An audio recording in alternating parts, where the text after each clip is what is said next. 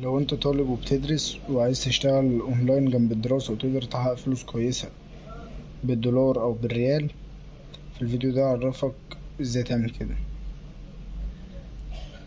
هعلمك التجارة الالكترونية، ولا تداول ولا اي حاجة. التجارة الالكترونية عبارة عن ايه؟ مثلا انت هتخش على زنبيل ده المورد، بيبقى عنده المنتج، انت ولا بتمتلك المنتج ولا حاجة. بتخش على زنبيل، اخترت المنتج ده طبعا بعد الريسيرش اللي انت بتعمله. جاهز بيشد الوش البنات كويس جدا. انت مثلا تشتغل في السعودية، هو ب54 ريال عليك. هو تمن الشحن من زنبيل للسعودية 30 ريال. الكلام ده على أي قطعة. 30 ريال سعر شحن موحد، يعني انت كلفت المنتج عليك 84 ريال. تقوم رايح عامل متجر شبه ده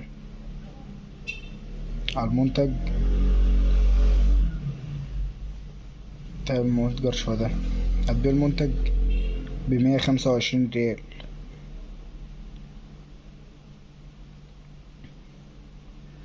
قول مثلا المنتج كان عليك 84 ريال وانت بتبيعه ب125 ريال،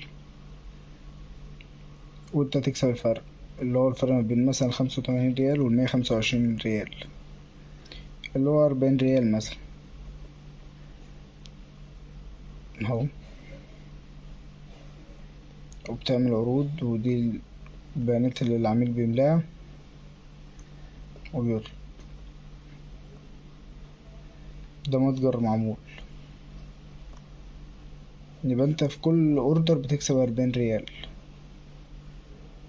تاخد المنتج، انت مش معاك اساسا المنتج، انت بس اللي عليك ان انت بتعمل متجر وبتشتغل. ان انت بتاخد المنتج تحطه في المتجر عندك وتحط الفرق. الزبون بيخش بيطلب الاوردر، انت بتاخد الفرق اللي ما بين تمن الاوردر وتمن القطعة اللي انت حاطه عندك. ودي طبعا نتائج المتجر اللي انتوا لسه شايفينه ده. دي نتائج المتجر اللي انت لسه شايفينه، داخلين على 13 ألف ريال.